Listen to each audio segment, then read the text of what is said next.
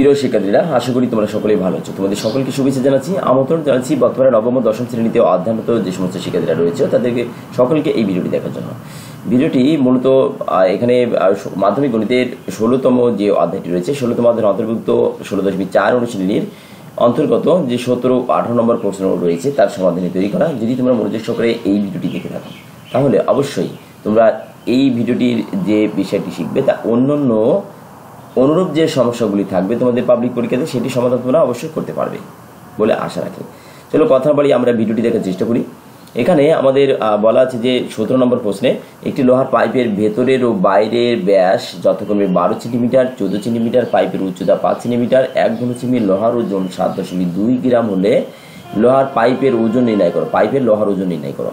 তাহলে আমাদের লোহার পাইপ, তাই না, ভেতরের ও বাইরের ব্যাস যথাক্রমে 12 ও 14 সেন্টিমিটার। আমরা যদি একটি পাইপ, লোহার পাইপ ধরে নাও, আমি এখানে আরোমার দিকে একটা অঙ্কন করেছি, একটা লোহার পাইপ, এই যে লোহার পাইপের কি বলছে ভেতরের আর বাইরের ব্যাস, অর্থাৎ আমরা যদি একটা পুরুত্ব রয়েছে, কিন্তু এর একটা পুরুত্ব রয়েছে, ঠিক আছে, এর পুরুত্ব রয়েছে, মনে করো পাইপটাই। এখন এই ভেতর দিয়ে মাপলে যে এটা ব্যাস পাবো আমি, একটা মাঝখান দিয়ে যে দূরত্ব পাবো, আর সম্পূর্ণ পরিধি সব বাইরের দিয়ে মেপে যদি আমি এখান থেকে শুরু করে এই পর্যন্ত যাই, বাইরের পার্টটা যদি যায়, তাহলে তার ব্যাস যতক্ষণে 14 সেমি হবে, অর্থাৎ 2 সেমি বেশি হবে, এটা বলছে এখানে। পাইপের উচ্চতা, এখানে হাইট বলা হচ্ছে কত, 5 মিটার বলা আছে। 1 ঘনসেমি লোহার ওজন 7.2 গ্রাম হলে পাইপের লোহার ওজন নির্ণয় করো।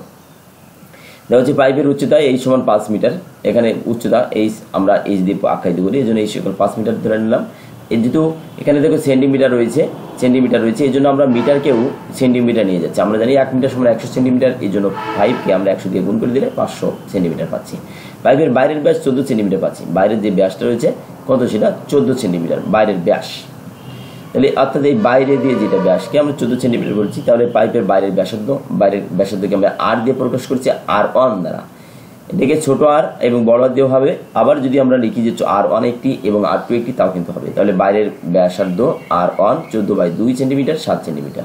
পাইপের বাইরের আয়তন, এখন যদি আমরা আয়তনে নিয়ে যাই তাহলে আমরা জানি পাই আর স্কয়ার এইচ, এটা আমরা সূত্র থেকে জানি যে পাই আর স্কয়ার এইচ আয়তন নির্ণয়। কিন্তু যেহেতু আমাদের এখানে দুটি আয়তন নির্ণয় করতে হবে, এই জন্য আমরা একটিকে R1 দিব, যেটা বাইরে যেটা রয়েছে সেটাকে আমরা কি করছি, R1 আখ্যায়িত করছি, এই জন্য সেটির আয়তনকে নির্ণয় করে নিচ্ছি। পরবর্তীতে আমরা দ্বিতীয়টির ভেতরের আয়তন নির্ণয় করবো। তাহলে পাইপের বাইরের আয়তন পাই আর স্কয়ার এইচ, এই পায়ের মান এইটি, আর এর 1 এর মান এইটা, স্কয়ার ছিল এই কারণে স্কয়ারটা দিয়ে দেওয়া হয়েছে, এই যে এইচটা আছে এই। তাহলে এখন এইটাকে যদি আমরা ক্যালকুলেট করি তাহলে আমরা এই মানটি পেয়ে যাচ্ছি। তাহলে 7 স্কয়ার করবো আমরা, 7 স্কয়ার 49, তার সঙ্গে 500 গুণ করবো, তার সঙ্গে 3.146 গুণ করে দিলে আমরা এটি পেয়ে যাবো। আবার পাইপের ভেতরের ব্যাস, ভেতরের ব্যাস বলা আছে কত, 12 সেন্টিমিটার, এটা প্রশ্নে দেওয়া আছে, এটা 12 সেন্টিমিটার। পাইপের ভেতরের ব্যাসত্ব কত, R2 = 12/2 সেন্টিমিটার, 6 সেন্টিমিটার, তাহলে 12/2। তাহলে পাইপের ভেতরের আয়তন কত হবে, পাইপের ভেতরের আয়তন পাই R2 স্কয়ার এইচ এইটা।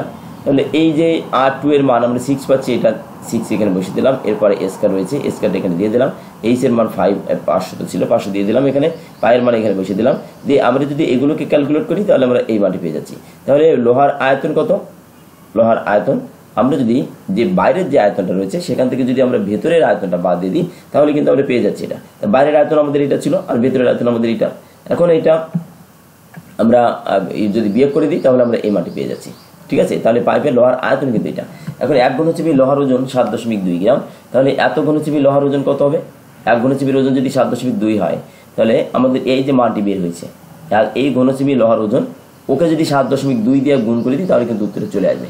এই কারণে আমরা 1 ঘনসেমি লোহার ওজন 7.2 গ্রাম, কাজে এত ঘনসেমি লোহার ওজন নিশ্চিত বেশি হবে, এই কারণে গুণ হবে। এই কারণে এইটা আমরা গুণ করে দিব। গুণ করলে আমরা যদি ক্যালকুলেটর দিয়ে গুণ করে দিই তাহলে আমাদের এই মানটি চলে আসে। তাহলে এটাই 26 এই মানটি চলে আসে। এখন এটা কিন্তু কিসে, গ্রাম। আমরা যদি এখানে কত কিলোগ্রাম, এখানে প্রশ্নে বলছে যে ওজন নির্ণয় করো, গ্রামে দেওয়া আছে, যেহেতু এখানে গ্রামের পরিমাণটা একটু বেশি হয়ে যাচ্ছে এই জন্য আমরা এখানে কিলোগ্রামে নিয়ে যাচ্ছি। যদি তোমরা গ্রামে রেখে দাও কোনো সমস্যা নাই, গ্রামে রাখলে হবে। তাহলে এখানে যদি গ্রামকে আমরা কেজিতে নিয়ে যেতে চাই তাহলে 1000 দিয়ে ভাগ করে দিব। তাহলে এইটাকে যদি আমি 1000 দিয়ে ভাগ করে দিই তাহলে শূন্য এখানে বাম দিকে 3 ঘর সরে যাবে, তাহলে এখানে দশমিক বাম দিকে 3 ঘর সরে যাবে, 0.123 এখানে চলে আসে শূন্য লাগে, তাহলে এখানে এইটাই চলে আসে আমাদের উত্তর। এটা হচ্ছে আমাদের এই প্রশ্নের সমাধানে শেষ অংশ, অর্থাৎ কারণ যেটা চেয়েছিল সেটা কিন্তু চলে যাচ্ছে। এখন আমরা চলে যাচ্ছি যে 18 নম্বর প্রশ্নের সমাধানে। একটি আয়তক্ষেত্রের দৈর্ঘ্য 12 মিটার, প্রস্থ 5 মিটার, আয়তক্ষেত্রটিকে পরিবেষ্টিত করে একটি বৃত্তাকার ক্ষেত্র আছে, যেখানে আয়তক্ষেত্র দ্বারা অনধিকৃত অংশে ঘাস লাগানো হলো। উপরে তথ্যের ভিত্তিতে সংক্ষিপ্ত বর্ণনাসহ একটি চিত্র আঁকো। তাহলে আমরা এই যে বর্ণনা দেওয়া আছে দৈর্ঘ্য 12, প্রস্থ 5 মিটার, এর আলোকে একটি চিত্র অঙ্কন করব। দৈর্ঘ্য 12 মিটার, এখানে দৈর্ঘ্য 12, প্রস্থ 5 মিটার। এই 5 মিটার এখান থেকে আমাদের এই বরাবর যদি যাই তাহলে প্রস্থ কত হবে 5 মিটার, আর এখান থেকে যদি আমরা এই পথ দিয়ে যাই তাহলে 12 মিটার এখানে। এবার বলছে যে আয়তক্ষেত্রের পরিবেষ্টিত করে একটি বৃত্তাকার ক্ষেত্র আছে, যেখানে আয়তক্ষেত্রের দ্বারা অনধিকৃত অংশে ঘাস লাগানো আছে। একটি বৃত্তাকার ক্ষেত্র রয়েছে, একে পরিবেষ্টিত করে, অর্থাৎ এর চারি সাইডে একটা কি রয়েছে, একটা বৃত্ত রয়েছে। তাই তোমরা যখন এই চিত্রটা অঙ্কন করবে তোমরা একটা কাজ করবে, আগে বৃত্ত অঙ্কন করে নিবে, নেওয়ার পরে তোমরা এই ভিতরে একটি আয়তকার ক্ষেত্র অঙ্কন করবে যেটা দেখতে সমান হয়। এটা কিন্তু জ্যামিতি নয় যে তোমার পেন্সিল কম্পাসে মেপে দেখবে, কাজে অনুমান ভিত্তিক একটা চিত্র এখানে অঙ্কন করে দিবে, দিলেই হবে। তাহলে এখানে আমরা এবিসিডি একটি আয়তকার ক্ষেত্র যার দৈর্ঘ্য 12 মিটার, প্রস্থ 5 মিটার, এই আয়তক্ষেত্রটিকে পরিবেষ্টিত করে একটি বৃত্তাকার ক্ষেত্র রয়েছে যার কেন্দ্র ও। এবিসিডি আয়তক্ষেত্রের কর্ণ হবে বৃত্তের ব্যাস। এই যে এইটা রয়েছে এই কর্ণর বৃত্তের কেন্দ্র, এই কেন্দ্র এটা হবে এসি বৃত্তে, এইসি যে আয়তকার ক্ষেত্রটি রয়েছে তার ব্যাস, কর্ণ এই ব্যাস, এবং এটি কিন্তু এর কর্ণ, আয়তকার কর্ণ। তার নিচে চিত্রটা অঙ্কিত হলো, এই যে অঙ্কন করা হয়ে গেছে এটা আমাদের। তাহলে ক নম্বরের প্রশ্নে যেটি চেয়েছিল সেটি শেষ। ক নম্বরের প্রশ্নে বলছে বৃত্তাকার ক্ষেত্রে এই ব্যাস নির্ণয় করা। এখন এই ব্যাস নির্ণয় করতে হবে। তাই ব্যাস আমরা কর্ণ নির্ণয় করতে গেলে যে বৃত্তাকার ক্ষেত্রে ব্যাস হয়ে যাবে, তাই এর বর্ণনা অনুসারে অন্তর্লিখিত আমরা তো এর ব্যাস নির্ণয় করা একেবারে সহজ হবে। তাহলে আমরা জানি যে কর্ণ নির্ণয় করতে গেলে কর্ণ নির্ণয় করতে পারলেই ব্যাস হয়ে যাবে। এই কারণে কর্ণের নির্ণয় সূত্র হচ্ছে দৈর্ঘ্য স্তর যোগ প্রস্থ স্কয়ার, অর্থাৎ √a² প্লাস b², যেটা আমরা সূত্র থেকে জেনে থাকি। তাহলে দৈর্ঘ্যের মান আর প্রস্থের মানের বর্গ করে তার বর্গমূল করে দিলে হয়ে যাবে যুক্ত করে। তাহলে এখানে দৈর্ঘ্য স্কয়ার যোগ প্রস্থ স্কয়ার, এখানে 12 দিয়ে দিলাম, এই 5 দিয়ে দিলাম, 12 স্কয়ার 144, 5 স্কয়ার 25, তাহলে এই দুটো যদি যুক্ত করায় 109 হলো। ঠিক আছে, 109। তাহলে আমাদের এই 109 মানে 13 মিটার পাচ্ছি, বৃত্তটির ব্যাস 13 মিটার হয়ে গেল। গ নম্বর বলছি প্রতি বর্গমিটার ঘাস লাগাতে 50 টাকা খরচ হলে মোট খরচ নির্ণয় করো। প্রতি বর্গমিটার ঘাস লাগাতে 50 টাকা খরচ হলে মোট খরচ নির্ণয় করো। বর্গমিটার ঘাস লাগাতে তাহলে বর্গমিটার 50 টাকা খরচ হবে। তাহলে আমরা বৃত্তটির ব্যাস প্রথমে নির্ণয় করি, 13 মিটার যেটা আমরা পেয়েছি। ঠিক আছে, 13 মিটার আমরা এখানে যেটা পেলাম এটা আমরা লিখে নিলাম বৃত্তটির ব্যাসার্ধ।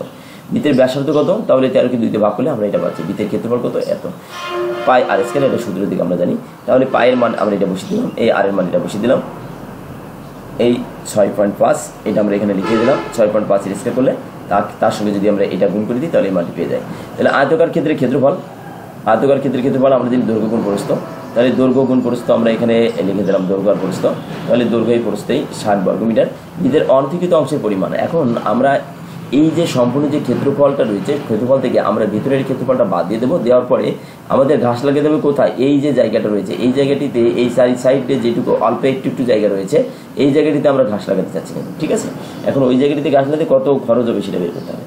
তাহলে আয়তকার ক্ষেত্রের ক্ষেত্রফল আমরা এই জায়গাটি আগে তো পরিমাণ বের করতে হবে, জায়গাটি কতটুকু। তাহলে আমরা সম্পূর্ণ ক্ষেত্রফল থেকে আমরা ভিতরের এই ক্ষেত্রফলটা কী করবো? বাদ দিয়ে দেবো। তাহলে সম্পূর্ণ ক্ষেত্রফল আর আমরা বের করতে যদি সম্পূর্ণ ক্ষেত্রফল বৃত্তের যে ক্ষেত্রফল ছিল সেটা কিন্তু আমরা পেয়েছিলাম এইটা, আর আয়তকার ক্ষেত্রের ক্ষেত্রফল ছিল এই যে এইটা 60, এই যদি বাদ দিয়ে দিই এটা পাচ্ছি। তাহলে এই অংশটা আমাদের বৃত্তের অনধিকৃত অংশ।